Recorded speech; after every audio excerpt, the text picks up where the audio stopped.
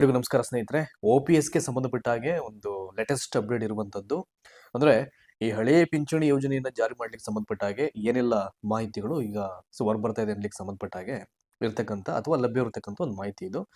So ACS Uma Mahadevan ಭರವಸೆ. So ಏನು ಇವರಿಗೆ ಭರವಸೆಯನ್ನು ಕೊಟ್ಟಿದ್ದಾರೆ, ನೌಕರರ ನಿಯೋಗ ಜೊತೆ ಚರ್ಚೆಯನ್ನ ಮಾಡಿದೀವಿ ಅಂತ. ಸೊ ಹಳೆ ಪಿಂಚಣಿ ಯೋಜನೆ ತಿಂಗಳಲ್ಲಿ ವರದಿ. ಸೊ ಏನ್ ವರದಿ, ಏನ್ ಜಾರಿ ಆಗ್ಬೇಕು, ಏನ್ ಕಥೆ ಇರ್ದು ಎಲ್ಲವನ್ನ ನೋಡಿ ಇಲ್ಲಿ ಡೀಟೇಲ್ ಆಗಿ ಕೊಟ್ಟಿದ್ದಾರೆ. ಸೊ ಯಾವ್ಯಾವ ರಾಜ್ಯದಲ್ಲಿ ಈ ಹಳೆ ಪಿಂಚಣಿ ಯೋಜನೆಗಳು ಮರು ಜಾರಿ ಆಗಿದೆ, ಯಾವ ರೀತಿ ಆಗಿದೆ ಅಂತ ಅದಕ್ಕೂ ಕೂಡ ಒಂದಷ್ಟು ಅಂಕಿಅಂಶಗಳ ಸಮೇತವಾಗಿ ಸೊ ಮಾಹಿತಿಯನ್ನ ತುಂಬಾ ಚೆನ್ನಾಗಿ ಕೊಟ್ಟಿದ್ದಾರೆ ಇಲ್ಲಿ. ನೋಡಿ ಇಲ್ಲಿ ರಾಜ್ಯದಲ್ಲಿ ಹಳೆ ಪಿಂಚಣಿ ಯೋಜನೆ that is OPS old pension scheme ಅಂತ ಹೇಳ್ತಾರೆ, ಮರು ಜಾರಿ ಸಂಬಂಧ ಅಂತಿಮ ವರದಿಯನ್ನ ಸೊ ವಿತ್ ಇನ್ 1 ಮಂತ್ ಅಲ್ಲಿ ನಾವು ಸಬ್ಮಿಟ್ ಮಾಡ್ತೀವಿ ಅಂತ ರಾಜ್ಯ ಸರ್ಕಾರದ ಅಧ್ಯಯನ ಸಮಿತಿ ಅಧ್ಯಕ್ಷೆ ಹಾಗೂ ಅಭಿವೃದ್ಧಿ ಆಯುಕ್ತೆ ಉಮಾ ಮಹದೇವನ್ ಅವರು ಭರವಸೆ ನೀಡಿದ್ದಾರೆ. ಸೊ ಇವ್ರು ಬಂದ್ಬಿಟ್ಟು ರಾಜ್ಯ ಸರ್ಕಾರದ ಅಧ್ಯಯನ ಸಮಿತಿ ಅಧ್ಯಕ್ಷೆ ಹಾಗೂ ಅಭಿವೃದ್ಧಿ ಆಯುಕ್ತೆ ಅವರ ಪೋಸ್ಟ್ ಇರುವಂತದ್ದು.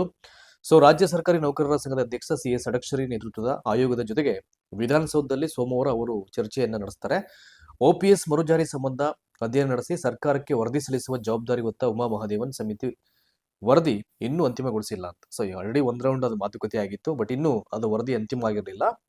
ಸೊ ಈಗೇನಾಗಿದೆ, ಅದಕ್ಕೂ ಮೊದಲು ಸಂಘ ಈ ಕುರಿತು ಸಲ್ಲಿಸಿದಂತ ವರದಿಯನ್ನ ಉಮಾ ಮಹದೇವನ್ ಸ್ವೀಕಾರವನ್ನ ಮಾಡಿದ್ದಾರೆ ಅವರು. ಸೊ NPS ಹಾಗೂ OPS ನಡುವಣ ವ್ಯತ್ಯಾಸ ವಿವರಿಸಿ ಸೇವೆಯಿಂದ ವಯೋನಿವೃತ್ತರಾದಂಥ ನೌಕರರಿಗೆ ಜೀವನ ಹಾಗೂ ಸಾಮಾಜಿಕ ಭದ್ರತೆಗೆ OPS ಜಾರಿ ಅಗತ್ಯವೆಂದು ಪ್ರತಿಪಾದನೆ ಮಾಡ್ತಾರೆ. ಅಂದ್ರೆ ನೀಟಾಗಿ ಹೇಳಿದ್ರೆ ಡಿಫ್ರೆನ್ಸಿಯೇಷನ್ NPS ಮತ್ತೆ OPS ಏನಿರುತ್ತಿದೆ, ಸೊ ಯಾವುದು ಮರುಜಾರಿ ಆದ್ರೆ ನೌಕರರಿಗೆ ಅದು ಹಿತ ಅಂತ ಅನ್ಸುತ್ತೆ, ಅವ್ರಿಗೆ ಭದ್ರತೆಗೆ ಸಹಾಯ ಮಾಡುತ್ತೆ, ಇವೆಲ್ಲವನ್ನ ಅವ್ರು ನೀಟಾಗಿ ಹೇಳಿದ್ದಾರೆ. ರಾಜ್ಯ ಸರ್ಕಾರ ಈಗಾಗಲೇ ಹಲವು ಬಾರಿ ಭರವಸೆ ನೀಡಿದೆ, ಸಮಿತಿ ವರದಿಗಾಗಿ ಕಾಯ್ತಾ ಇದ್ದು ತ್ವರಿತವಾಗಿ ವರದಿ ಸಲ್ಲಿಸಬೇಕಾಗಿದೆ. OPS ಮರುಜಾರಿ ವಿಳಂಬ ಆಯಿತು ಅಂತಂದ್ರೆ ಚಳುವಳಿಗೆ ಇಳಿಯುವುದು ಅನಿವಾರ್ಯವಾಗುತ್ತೆ. ಈಗ ಆಲ್ರೆಡಿ ಸಾಕಷ್ಟು ಅಲ್ಲಲ್ಲಿ ಪ್ರೊಟೆಸ್ಟ್ ಅನ್ನ ಮಾಡ್ತಾ ಇದ್ದಾರೆ. ಇನ್ ಕೇಸ್ ಇನ್ನೂ ಡಿಲೇ ಆದ್ರೆ ನಾವು ರಾಜ್ಯವ್ಯಾಪಿ ಹೋರಾಟ ಮಾಡಬೇಕಾಗುತ್ತೆ ಅಂತ ಅವ್ರು ಹೇಳಿದ್ದಾರೆ ಷಡಕ್ಷರಿ ಅವರು.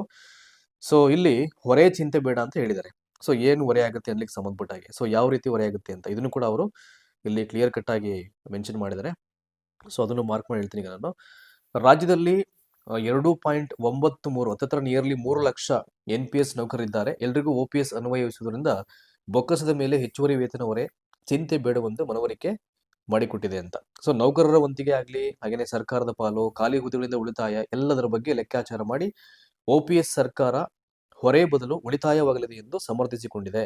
4 ಶ್ರೇಣಿಗಳ ಒಟ್ಟು ಸುಮಾರು 2.93 ಹತ್ತಿರ 3 ಲಕ್ಷ NPS ನೌಕರರ ವಾರ್ಷಿಕ ವೆಚ್ಚ ಅಂದಾಜು ಮೂಲ ವೇತನಕ್ಕೆ ಸುಮಾರು 2,194 ಕೋಟಿ. ಇದು ಬಂದ್ಬಿಟ್ಟು ಅವ್ರು ಹೇಳ್ತಾ ಇರೋದು ಅಪ್ರಾಕ್ಸಿಮೇಟ್ ಅಂದಾಜು ಮೂಲ ವೇತನಕ್ಕೆ 2,194 ಕೋಟಿ ರೂಗಳಾಗಿದೆ. ಆದ್ರೆ NPS ನಡಿ ಸರ್ಕಾರ 3,000 ಕೋಟಿ ರು ವಂತಿಗೆ ವೆಚ್ಚವನ್ನ ಭರಿಸ್ತಾ ಇದೆ.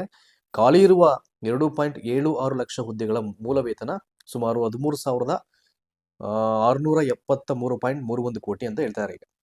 ಇನ್ನು ಸರ್ಕಾರದ ಶೇಕಡ 14 ವಂತಿಗೆ 1,914.6 ಕೋಟಿ ರೂಗಳಾಗಿದೆ. ಇನ್ನು ಕಾರ್ಯನಿರತ ಕಾದಿರ್ತಕ್ಕಂಥ ಹುದ್ದೆಗಳಿಗೆ ಸುಮಾರು 2010ರಿಂದ 2024ರವರೆಗೆ ಸರ್ಕಾರ ವಂತಿಗೆ 25,000 ಕೋಟಿ ರೂಗಳಾಗಲಿದೆ ಅಂತ ಅವರು ನಿಯೋಗ ತಿಳಿಸಿದ್ದಾರೆ. ಅಂದ್ರೆ ಹೇಗೆ ಹೊರೆ ಆಗದಿರೋ ರೀತಿಯಲ್ಲಿ ಈಗ ಅವರು ಅಂಕಿಅಂಶಗಳ ಸಮೇತವಾಗಿ ಇಲ್ಲಿ ಅವ್ರು ಹೇಳಿದ್ದಾರೆ ಸರ್ಕಾರಕ್ಕೆ ಇದರಿಂದ ಯಾವುದೇ ಹೊರೆ ಆಗಲ್ಲ ಅಂತ, ಇದು ಮರು ಜಾರಿ ಆಯ್ತು ಅಂತಂದ್ರೆ. ಸೊ ಇನ್ನು ನೆಕ್ಸ್ಟ್ ಇಲ್ಲಿ CX ಷಡಕ್ಷರಿ ಅವರು ಏನ್ ಹೇಳಿದ್ರೆ ಅಂತ ನೋಡಿ ಇಲ್ಲಿ ಪ್ಯಾರಾಗ್ರಾಫ್ ಅಲ್ಲಿ. ಸಮಿತಿ ಅಧ್ಯಕ್ಷರಾದ ACS ಉಮಾ ಮಹದೇವನ್ ಅವರು ಸಂಘದ ವರದಿಯನ್ನು ಸ್ವೀಕರಿಸುವ ಜೊತೆಗೆ ಕೂಲಂಕುಷವಾಗಿ ಚರ್ಚೆಯನ್ನು ಮಾಡಿದ್ದಾರೆ. OPS ಮರುಜಾರಿ ಸಂಬಂಧ ಆದಷ್ಟು ಬೇಗ ಸರ್ಕಾರಕ್ಕೆ ವರದಿ ಸಲ್ಲಿಸಬೇಕೆಂಬ ಕೋರಿಕೆಗೆ ಸಕಾರಾತ್ಮಕವಾಗಿ ಸ್ಪಂದಿಸಿದ್ದಾರೆ ಅಂತ CX ಷಡಕ್ಷರಿ ಅವರು ಅಧ್ಯಕ್ಷರು ರಾಜ್ಯ ಸರ್ಕಾರಿ ನೌಕರರ ಸಂಘ ಅವರು ಹೇಳಿರ್ತಕ್ಕಂಥದ್ದು ಇದು. ಇನ್ನು ಯಾವ್ಯಾವ ರಾಜ್ಯದಲ್ಲಿ ಏನಾಗಿದೆ ಅಂತ ಈ OPSಗೆ ಸಂಬಂಧಪಟ್ಟ ಹಾಗೆ ಯಾವ್ಯಾವ ಸ್ಟೇಟ್ ಅಲ್ಲಿ ಅದು ಮರುಜಾರಿ ಆಗಿದೆ ಅನ್ನಲಿಕ್ಕೆ ಸೊ ಬಹಳ ನೀಟಾಗಿ ಇಲ್ಲಿ ನೋಡಿ, ಇಲ್ಲಿ ಅಂಕಿ ಅಂಶಗಳ ಸಮೇತವಾಗಿ ನೋಡಿ ಇಲ್ಲಿ ಕೊಟ್ಟಿದ್ದಾರೆ. ಇಲ್ಲಿ ಮೊದಲನೇದು ರಾಜಸ್ಥಾನ 2022ರ ಬಜೆಟ್ನಲ್ಲಿ ಘೋಷಿಸಿದ ಪ್ರಕಾರ OPS ಮರುಜಾರಿ ಅಲ್ಲಾಗಿದೆ. ಅದು ಬಿಟ್ರೆ ಇನ್ನು ಛತ್ತೀಸ್ಗಢಲ್ಲಿ 2022ರ ಸಂಪುಟ ಸಭೆ ನಿರ್ಧಾರದ ಪ್ರಕಾರ OPS ಮರುಜಾರಿ ಆಗಿದೆ. ಅಗೇನ್ ಮೂರನೇದು ಪಂಜಾಬ್ ಒಂದೇ ವರ್ಷದಲ್ಲಿ ನೋಡಿ, ಇಲ್ಲಿ ರಾಜಸ್ಥಾನ, ಛತ್ತೀಸ್ಗಢ ಮತ್ತೆ ಪಂಜಾಬ್ ಅಲ್ಲಿ ಅಲ್ಲೂ ಕೂಡ 2022ರ ಸಚಿವ ಸಂಪುಟ ಸಭೆಯನ್ನ ಅದರ ತೀರ್ಮಾನದಂತೆ OPS ಮರುಜಾರಿ ಅಂತ ಹೇಳಿದ್ದಾರೆ. ಇನ್ನು ಹಿಮಾಚಲ ಪ್ರದೇಶದಲ್ಲಿ 2023ರ ಸಂಪುಟ ಸಭೆ ನಿರ್ಧಾರದಂತೆ OPS ನಲ್ಲಿ ಮರುಜಾರಿ ಮಾಡಲಾಗಿದೆ. ಇನ್ನು ಆಂಧ್ರ ಪ್ರದೇಶದಲ್ಲಿ 2024ರಿಂದ NPS ಬದಲಿಗೆ ಗ್ಯಾರಂಟಿ ಪಿಂಚಣಿ ಯೋಜನೆಯನ್ನು ಜಾರಿಗೆ ತಂದಿದ್ದಾರೆ. ಇನ್ನು ತೆಲಂಗಾಣದಲ್ಲಿ 2025ರಲ್ಲಿ NPS ಬದಲು ಗ್ಯಾರಂಟಿ ಪಿಂಚಣಿ ಯೋಜನೆಯನ್ನು ಜಾರಿಗೆ ತಂದಿದ್ದಾರೆ. ಇನ್ನು ಕೊನೆಯದಾಗಿ ಜಾರ್ಖಂಡ್ ಅಲ್ಲಿ 2023ರಂದು OPS ಅನ್ನ ಡಿಕ್ಲೇರ್ ಮಾಡಿದ್ದಾರೆ.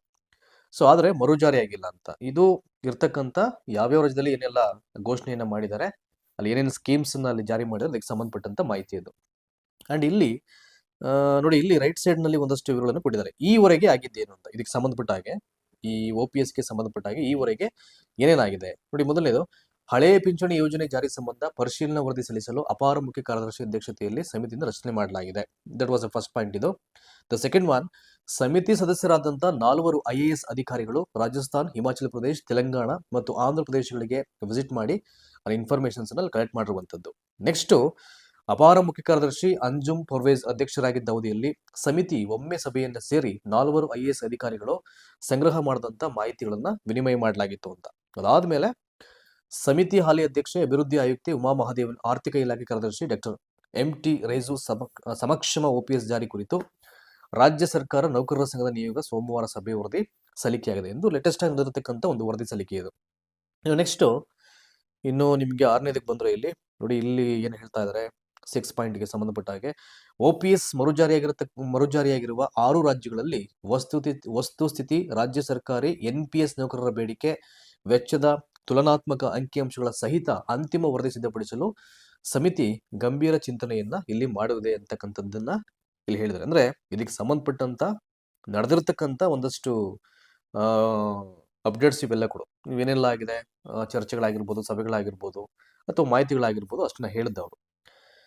ಸೊ ಇನ್ನು ನೆಕ್ಸ್ಟ್, ಸರ್ಕಾರಕ್ಕೆ ಉಳಿತಾಯ ಅಂತ ಹೇಳಿದ್ದಾರೆ. ಅದೇ ಈಗ ಹೇಳಿದ್ರಲ್ಲ ಸಡಕ್ಷರಿ ಅವರು. ಸೊ ಸರ್ಕಾರಕ್ಕೆ OPS ಮರುಜಾರಿ ಮಾಡೋದ್ರಿಂದ ಹೇಗೆ ಅದು ಉಳಿತಾಯ ಆಗುತ್ತೆ ಅನ್ನೋಕ್ಕೆ ಸಂಬಂಧಪಟ್ಟ ಹಾಗೆ ನೋಡಿ, ಇಲ್ಲಿದೆಯಲ್ಲ, ಖಾಲಿ ಇರುವ ಹುದ್ದೆಗಳ ಮಾಸಿಕ ವೇತನ ಮತ್ತು ಭತ್ಯೆಗಳ ರೂಪದಲ್ಲಿ ಅಂದಾಜು 15,590 ಕೋಟಿ ರು ಲೆಕ್ಕದಂತೆ ವಾರ್ಷಿಕ 1.87 ಲಕ್ಷ ಕೋಟಿ ರು ಸರ್ಕಾರಕ್ಕೆ ಉಳಿತಾಯ ಆಗುತ್ತೆ ಅಂತ ನೋಡಿ. ಅವರು ಇಯರ್ಲಿ ಹೇಳ್ತಾ ಇರೋದು, ಯಾವುದೇ ತರ ಲಾಸ್ ಆಗಲ್ಲ ಅಂತ. ಇನ್ನು ನೌಕರರು ಹಾಗೂ ಸರ್ಕಾರದ ವಂತಿಗೆಯನ್ನ PFRDಗೆ ಜಮೆ ಮಾಡಿದ್ದು ಅದನ್ನ ವಾಪಸ್ ತರಿಸಿಕೊಂಡು ನೌಕರರ GPS ಖಾತೆಗೆ ಜಮಾ ಮಾಡಬೇಕು ಅಂತ ಹೇಳಿದ್ದಾರೆ. ಇನ್ನು ಹಾಲಿ NPS ನೌಕರರು ಗರಿಷ್ಠ 15 ರಿಂದ 20 ವರ್ಷಗಳಲ್ಲಿ ವಯೋನಿವೃತ್ತಿ ಹೊಂದಲಿದ್ದು ನಿರಂತರ ಹೋರಾಟದ ಫಲವಾಗಿ ಅಧ್ಯಯನ ಸಮಿತಿಗಳನ್ನ ಸರ್ಕಾರ ರಚನೆ ಮಾಡಿದೆ. ಇನ್ ಕೇಸ್ ಪ್ರೊಟೆಸ್ಟ್ ಅಲ್ಲಾಗ್ಲಿಲ್ಲ ಅಂತ ಕಂಡು ಬಂದ್ರೆ ಇಲ್ಲಿ ಯಾವುದೇ ರೀತಿಯ ಸಮಿತಿಗಳನ್ನ ಸರ್ಕಾರ ರಚನೆ ಮಾಡ್ತಿರ್ಲಿಲ್ಲ. ಸೊ ಇಂದಿನ 2 ಸಮಿತಿಗಳು ಅಂತಿಮ ವರದಿ ಸಲ್ಲಿಸಿಲ್ಲ.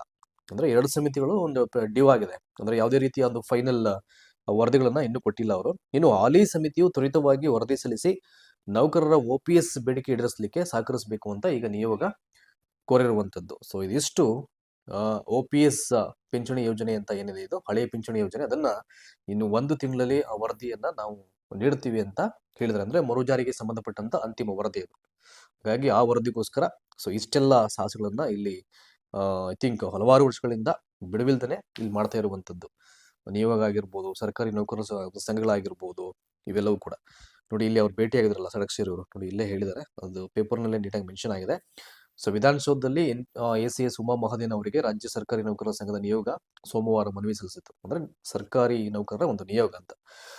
ಅಂದ್ರೆ ಎಲ್ಲರೂ ಇರ್ತಾರೆ ಅಲ್ಲಿ ಸಾಕಷ್ಟು ಪ್ರಧಾನ ಕಾರ್ಯದರ್ಶಿಗಳಾಗ್ಬೋದು, ಕಾರ್ಯದರ್ಶಿ ಆಗ್ಬೋದು, ಅವರವರದೇ ಹುದ್ದೆಗಳಲ್ಲಿ ಅವ್ರು ಇರ್ತಾರೆ. ಸೊ ಸಂಘದ ರಾಜ್ಯಾಧ್ಯಕ್ಷ CS ಷಡಕ್ಷರಿ, ಸಚಿವಾಲಯ ನೌಕರರ ಸಂಘದ ಅಧ್ಯಕ್ಷ ರಮೇಶ್ ಪದಾಧಿಕಾರಿಗಳು ಅಲ್ಲಿ ಇದ್ದರು ಅಂತಕ್ಕಂಥದ್ದು ಇದು ಒಂದು ಮಾಹಿತಿ. ನೋಡೋಣ ಈಗ ವಿತ್ ಇನ್ 1 ಮಂತ್ ಅಲ್ಲಿ ಹಳೆ ಪಿಂಚಣಿ ಯೋಜನೆ ಮರುಜಾರಿ ಆಗುತ್ತೆ, ಅದರ ಅಂತಿಮ ವರದಿ ಸಲ್ಲಿಕೆ ಆಗುತ್ತೆ ಅಂತಕ್ಕಂಥ ಒಂದು ಮಾಹಿತಿ ಇದು. ಸೊ ಲೆಟ್ಸ್ ಸಿ ಏನಾಗುತ್ತೆ ಅಂತ. ಇದಕ್ಕೆ ಸಂಬಂಧಪಟ್ಟಂತ ಅಪ್ಡೇಟ್ಸ್ ಏನಾದ್ರು ಬಂತು ಅಂತಂದ್ರೆ ಇಮಿಡಿಯೇಟ್ ನಮ್ಮ ವಾಹಿನಿ ಕಡೆಯಿಂದ ನಿಮ್ಗೆ ಅದು ಮಾಹಿತಿ ತಲುಪುತ್ತೆ. ಸೊ ಧನ್ಯವಾದ ಈ ಒಂದು ವಿಡಿಯೋವನ್ನ ವಾಚ್ ಮಾಡೋದಕ್ಕಾಗಿ.